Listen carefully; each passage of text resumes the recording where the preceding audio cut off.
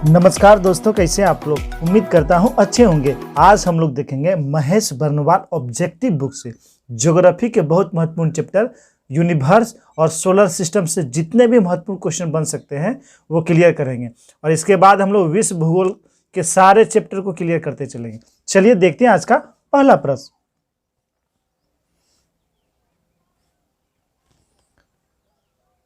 प्रश्न है, महाविस्फोट यानी बिग बैंग थ्योरी संबंधित है तो यह किससे संबंधित है? यह संबंधित है ब्रह्मांड की उत्पत्ति से। Option number B. किससे? ब्रह्मांड की उत्पत्ति से संबंधित है। अगला प्रश्न है, बिग बैंग सिद्धांत निम्नलिखित में से किसके उद्भव की व्याख्या करता है? तो किसके उद्भव की व्याख्या करता है? ब्रह्मांड के उद्भव का। Option number C. प्रश्न है, हमारी आकाशगंगा के केंद्र की परिक्रमा करने में सूर्य को समय लगता है? तो हमारी आकाशगंगा के केंद्र की परिक्रमा करने में सूर्य को कितना समय लगता है? तो सूर्य को लगता है 25 करोड़ वर्ष। Option number C. कितना? 25 करोड़ वर्ष। अगला प्रश्न है, कृष्ण छिद्र सिद्धांत ब्लैक होल थ्योरी को प्रतिपादित किया था तो यह किसने प्रतिपादित किया था? तो यह किया था एस चंद्रशेखर ने। किसने किया था? एस चंद्रशेखर ने ब्लैक होल थ्योरी दिया था। चलिए प्रश्न है, सुपरनोवा है तो सुपरनोवा एक मृतप्राय तारा है। क्या है? मृतप्राय तारा है। अगला प्रश्न है, निम्नांकित में कौन अंतरिक्ष में नहीं पाया जाता है? तो ब्रिटल स्टार अंतरिक्ष में नहीं पाया जाता है। अगला प्रश्न है, सूर्य की ऊर्जा उत्पन्न होती है तो सूर्य की ऊर्जा उत्पन्न होने किससे उत्पन्न होती है? तो नाभिकीय संलयन के द्वारा। Option number B. नाभिकीय संलयन के द्वारा। अगला प्रश्न है, पृथ्वी ग्रह की संरचना में प्रवार यानी मेंटल के नीचे क्रोड निम्नलिखित में से किस एक से बना है? यानी क्रोड जो है किससे बना है? तो हम लोग जानते हैं क्रोड बना है लोहा से। Option number C. प्रश्न है, जब दिन और रात की अवधि बराबर होती है तो सूर्य की किरणें सीधी पड़ती है। तो कहां सीधी पड़ती है? तो सूर्य की किरणें भूमध्य रेखा पे सीधी पड़ती है। आंसर हो जाएगा ऑप्शन नंबर बी। प्रश्न है, एक निश्चित आकृति में व्यवस्थित तारों का समूह कहलाता है तो एक निश्चित आकृति में व्यवस्थित तारों का समूह कहलाता है नक्षत्र। Option number B. प्रश्न है, कभी कभी समाचार पत्रों में होराइजन, सिंगुलैरिटी, स्ट्रिंग थ्योरी और स्टैंडर्ड मॉडल जैसे शब्द किस संदर्भ में आते हैं? तो ये किस संदर्भ में आते हैं? ये ब्रह्मांड का प्रेक्षण और बोध के संदर्भ में। आंसर हो जाएगा ऑप्शन नंबर ए। प्रश्न है, सर्वप्रथम किस वैज्ञानिक ने बताया था कि पृथ्वी और अन्य ग्रह सूर्य के चारों ओर चक्कर लगाते हैं? तो ये किसने कहा था? कोपरनिकस ने कहा था। Option number C. प्रश्न है, हमारे सौर परिवार के संदर्भ में निम्नलिखित में कौन सा कथन सही है? तो देख लेते हैं कौन सा कथन सही है। हमारे सौर परिवार के सभी ग्रहों में पृथ्वी संघनतम है। यही सही है। आंसर हो जाएगा ऑप्शन नंबर ए। पृथ्वी के संगठन में मुख्य तत्व सिलिकॉन है। सूर्य में सौर परिवार के द्रव्यमान का 75% अंतर्विष्ट है। सूर्य का व्यास पृथ्वी के व्यास से 190 गुना है। तो इसका आंसर हो जाएगा ऑप्शन नंबर ए।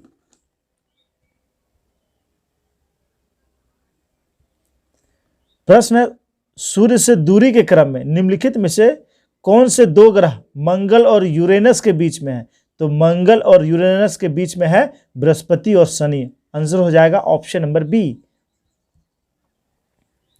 प्रश्न, हाइड्रोजन, हीलियम तथा मीथेन प्रमुख गैसें हैं जो विद्यमान होती है तो ये कहां विद्यमान है? तो ये विद्यमान है बृहस्पति, शनि, यूरेनस और नेपट्टून। आंसर हो जाएगा ऑप्शन नंबर बी। चलिए अगला प्रश्न देखते हैं। प्रश्न है, सूची 1 को सूची 2 से मिलान करना है। देख लेते हैं। सर्वाधिक सौरमंडल का सर्वाधिक उपग्रह वाला ग्रह कौन सा है? तो सर्वाधिक उपग्रह वाला ग्रह है शनि। कौन हो गए? शनि हो गए। सौरमंडल का सबसे बड़ा ग्रह बृहस्पति। सौरमंडल में सूर्य से दूसरे स्थान पर ग्रह तो ये शुक्र है और सूर्य से सबसे निकटतम ग्रह बुध है। आंसर हो जाएगा ऑप्शन नंबर डी। इसका आंसर हो जाएगा ऑप्शन नंबर डी। प्रश्न है, सूर्य ग्रहण कब होता है? तो सूर्य ग्रहण जब चंद्रमा जब सूर्य तथा पृथ्वी के बीच आता है तब सूर्य ग्रहण होता है। आंसर हो जाएगा ऑप्शन नंबर सी। अगला प्रश्न है, मिलान करना है, देख लेते हैं। ग्रह, तो शुक्र एक ग्रह है, टाइटन उपग्रह है, पूछल तारा हेली और कृत्रिम उपग्रह में राइनर। और तो इसका आंसर हो जाएगा ऑप्शन नंबर ए। क्या हो जाएगा? ऑप्शन नंबर ए हो जाएगा। चलिए अगला प्रश्न देखते हैं। प्रश्न, ग्रहों के बारे में निम्न में से क्या सत्य है? तो ग्रहों के बारे में क्या सत्य है? तो ये अप्रकाशमान होते हुए भी चमकते हैं। आंसर हो जाएगा ऑप्शन नंबर बी। प्रश्न है, पृथ्वी सूर्य से निकटतम दूरी पर होती है। तो पृथ्वी और सूर्य के बीच निकटतम दूरी कब होती है? तो यह 3 जनवरी को होती है। आंसर हो जाएगा ऑप्शन नंबर ए।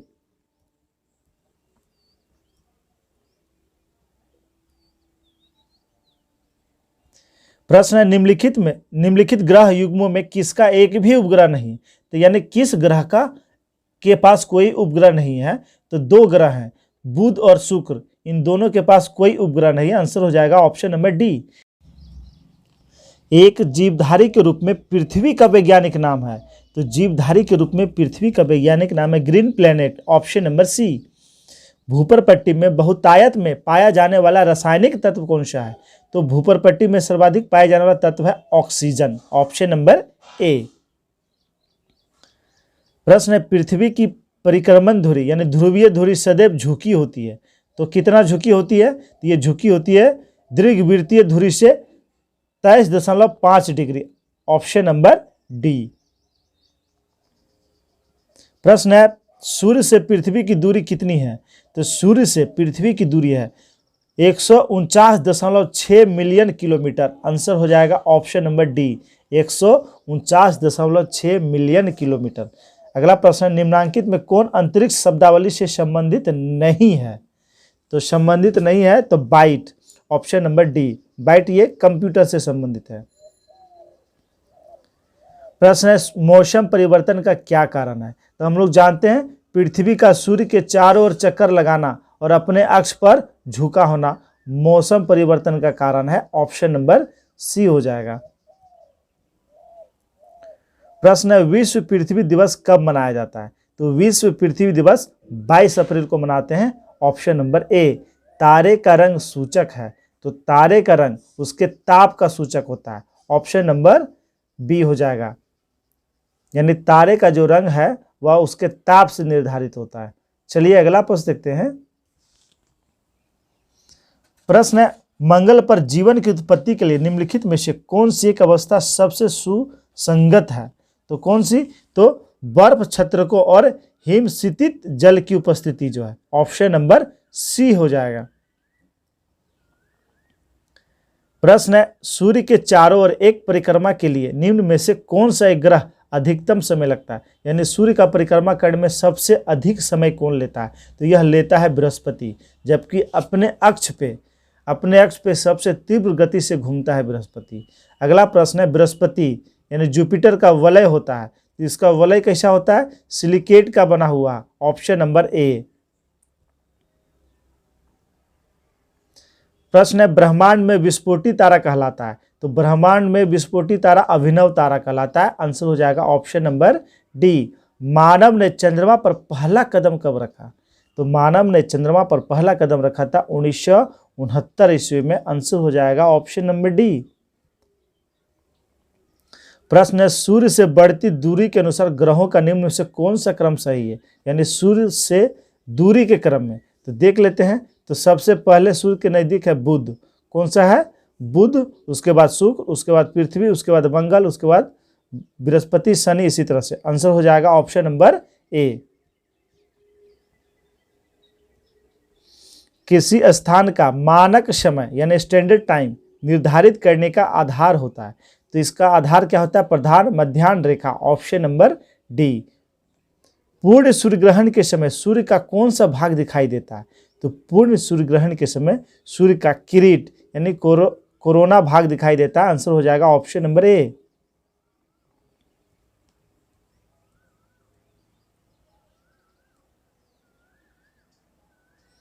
प्रश्न है, चंद्र ग्रहण लूनर इक्लिप्स कब होता है? तो चंद्र ग्रहण ये कब होता है? तो हम लोग जानते हैं जब पृथ्वी सूर्य और चंद्रमा के बीच आ जाती है तब चंद्र ग्रहण होता है। आंसर हो जाएगा ऑप्शन नंबर बी।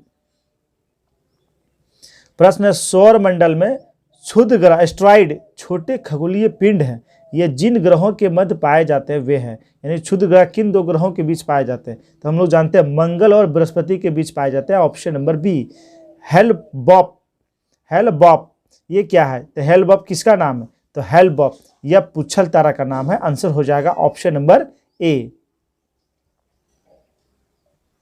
प्रश्न है, निम्नांकित में से किनके बीच औसत दूरी को खगोलीय एकक कहा जाता है? तो किनके बीच की औसत दूरी को खगोलीय एकक कहा जाता है? तो हम लोग जानते हैं पृथ्वी और सूर्य के बीच की दूरी को खगोलीय एकक कहा जाता है। अगला प्रश्न है, ग्रहों की गति का नियम किसने दिया प्रतिपादित किया था? तो ये प्रतिपादित किया था केपलर ने। Option number B. जब किसी वस्तु को पृथ्वी से चंद्रमा पर ले जाया जाता है तो हम लोग जानते हैं उसका भार घट जाता है। क्या होता है? उसका भार घट जाता है। आंसर हो जाएगा ऑप्शन नंबर बी। श्याम बीवर ब्लैक होल होता है, तो श्याम बीवर ये क्या होता है? तो यह सिमट गया तारा है। Option number D. प्रश्न है, रात्रि के समय आकाश में दिखने वाला सबसे चमकीला तारा कौन सा है?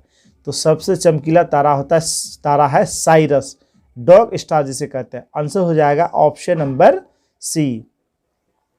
अब हम लोग अक्षांश और देशांतर रेखाएं से कुछ महत्वपूर्ण प्रश्न को देखेंगे।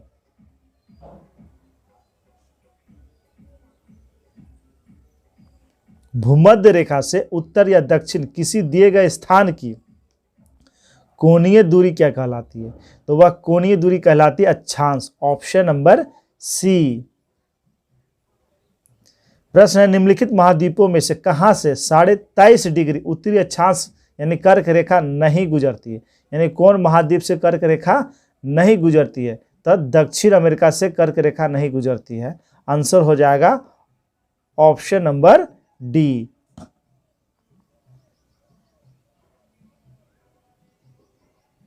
प्रश्न, यदि एक प्रेक्षक तारों को क्षितिज से लंबवत उठते देखता है तो वह अवस्थित होगा, तो वह कहाँ अवस्थित होगा? विषुवत रेखा पर अवस्थित होगा। आंसर हो जाएगा ऑप्शन नंबर ए। वह काल्पनिक रेखा जो पृथ्वी के दो भागों में बांटती है वह कहलाती है भूमध्य रेखा। Option number A.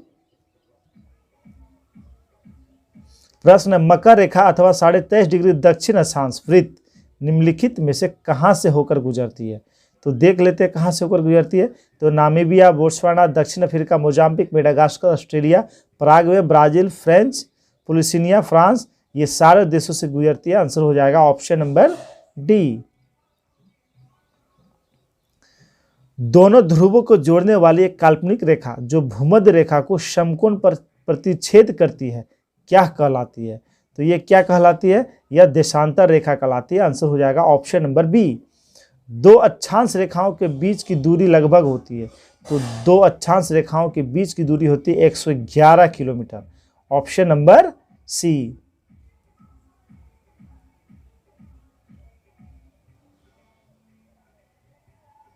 प्रश्न है, अक्षांश भूपृष्ठ पर भूमध्य रेखा के उत्तर या दक्षिण एक बिंदु की कोणीय दूरी है जो भूमध्य रेखा से मापी जाती है। आंसर हो जाएगा ऑप्शन नंबर बी। दो देशांतर रेखाओं के बीच की दूरी निम्न में से किस नाम से जानी जाती है? तो दो देशांतर रेखाओं के बीच की दूरी किस नाम से जानी जाती है? गोरे के नाम से। आंसर हो जाएगा ऑप्शन नंबर बी। प्रश्न है, वह अक्षांश रेखा जिस पर सदैव दिन और रात की अवधि समान रहती है वह है? तो दिन और रात की अवधि भूमध्य रेखा पे समान होती है। आंसर हो जाएगा ऑप्शन नंबर ए। निम्नलिखित में कौन सा कथन असत्य है? असत्य कथन, देशांतर रेखाओं की कुल संख्या 180 है, यही असत्य है। आंसर हो जाएगा ऑप्शन नंबर ए।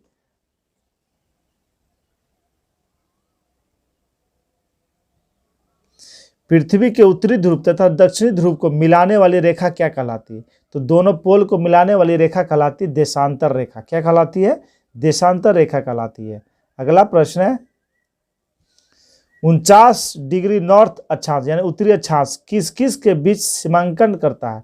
तो 49 डिग्री अक्षांश रेखा यह किन दो देशों के बीच का निर्धारण है? तो अमेरिका और कनाडा, अमेरिका और कनाडा। चलिए अगला प्रश्न देखते हैं।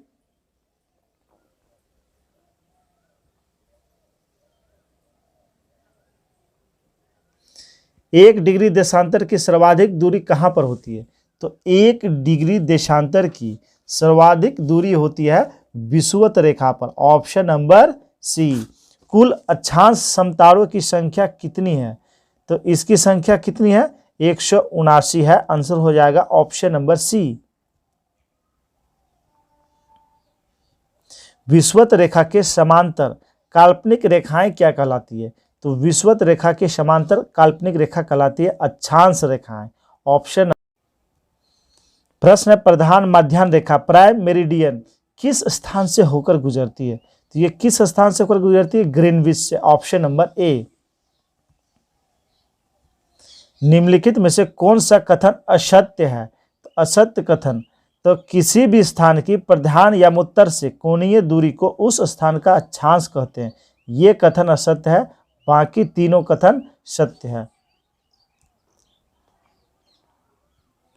मकर रेखा निम्न में से किस देश से होकर नहीं गुजरती है? तो मकर रेखा की बात हो रही है, तो इसमें ऑप्शन के अनुसार जो है फिलीपींस से नहीं गुजरती है। आंसर हो जाएगा ऑप्शन नंबर बी, डी हो जाएगा ऑप्शन नंबर। चलिए अगला प्रश्न देखते हैं। भूमध्य रेखा निम्नांकित में से किस देश से होकर नहीं गुजरती है? तो यहाँ भूमध्य रेखा की बात है और जो देश से नहीं गुजरती है, तो इस ऑप्शन में मैक्सिको से भूमध्य रेखा नहीं गुजरती है। आंसर हो जाएगा ऑप्शन नंबर बी। निम्नलिखित नगरों में से कौन सा एक भूमध्य रेखा के सर्वाधिक निकट है? तो भूमध्य रेखा से सर्वाधिक निकट ऑप्शन के अनुसार सिंगापुर। आंसर हो जाएगा सिंगापुर। प्रश्न है निम्नलिखित में से किन देशों के समूह से भूमध्य रेखा गुजरती है? तो भूमध्य रेखा ऑप्शन के अनुसार किन देशों के समूह से गुजरती है? तो कोलंबिया, केनिया और इंडोनेशिया, ऑप्शन नंबर बी हो जाएगा।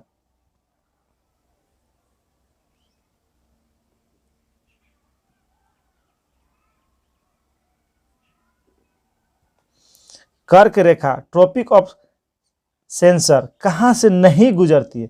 तो कर्क रेखा ऑप्शन के अनुसार कहा जा रहा है कहां से नहीं गुजरती है? तो नेपाल से नहीं गुजरती है, ऑप्शन नंबर बी। किसी जहाज को सबसे कम समय में एक स्थान से दूसरे स्थान तक जाने के लिए निम्न में से किस मार्ग को अपनाना चाहिए? तो कौन सा मार्ग अपनाना चाहिए? देशांतर रेखा, ऑप्शन नंबर ए। कौन सी रेखा? देशांतर रेखा। मानचित्र पर स्थित अक्षांश एवं देशांतर रेखाओं के बारे में निम्नलिखित में से कौन सा कथन सत्य है? तो देख लेते हैं सत्य कथन। दोनों समांतर रेखाएं होती, गलत है। दोनों एक दूसरे को लंबवत काटती, यही सही है, ऑप्शन नंबर बी। दोनों जो है एक दूसरे को लंबवत काटती है। अंतर्राष्ट्रीय तिथि रेखा इंटरनेशनल डेट लाइन की स्थिति निम्न में से किसके निकटतम है? तो ये किसके निकटतम है? तो ये 180 डिग्री पूर्वी एवं पश्चिमी देशांतर के निकट है। आंसर हो जाएगा ऑप्शन नंबर डी। पृथ्वी 1 घंटे में कितना देशांतर घूम लेती है? तो पृथ्वी 1 घंटे में 15 डिग्री देशांतर घूमती है, ऑप्शन नंबर बी हो जाएगा।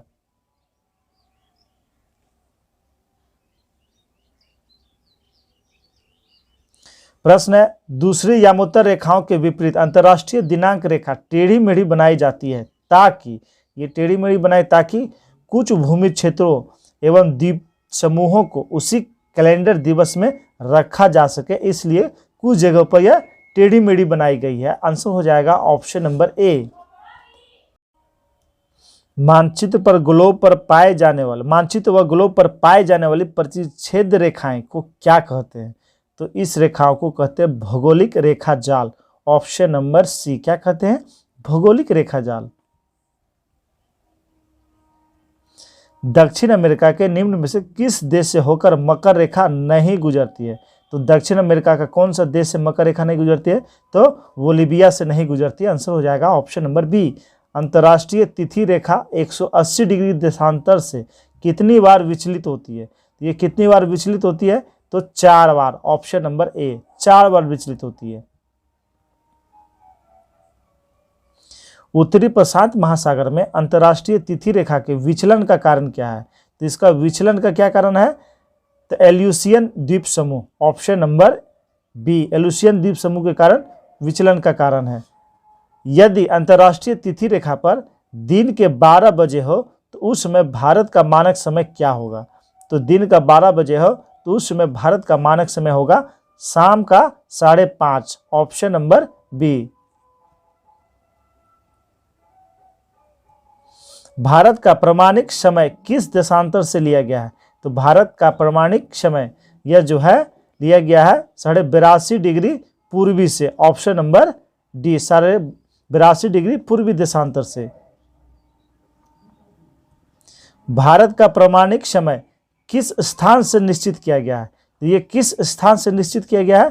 तो इलाहाबाद यानी प्रयागराज से। आंसर हो जाएगा ऑप्शन नंबर सी। 0 डिग्री अक्षांश और 0 डिग्री देशांतर अवस्थित है। यह कहाँ अवस्थित है? यह अटलांटिक महासागर में अवस्थित है, ऑप्शन नंबर सी इसका राइट आंसर है। प्रश्न है, पृथ्वी को कितने समय कटिबंधों में बांटा जा सकता है? तो पृथ्वी को 24 समय कटिबंधों में बांटा जा सकता है। आंसर हो जाएगा ऑप्शन नंबर सी। अंतर्राष्ट्रीय दिनांक रेखा कहाँ से होकर गुजरती है? तो अंतर्राष्ट्रीय दिनांक रेखा की बात हो रही है, तो ये कहाँ से गुजरती है? 180 डिग्री, ऑप्शन नंबर बी।